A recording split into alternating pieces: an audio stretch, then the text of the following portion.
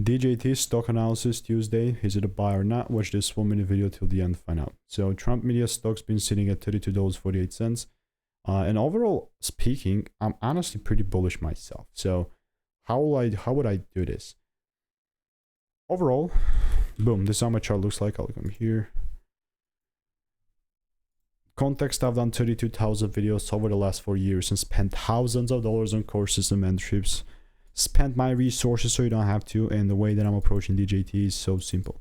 Now, I figured it out that, I mean, from a lot of repetition, this would only be something that I'll get involved if there is that second break above 33.75.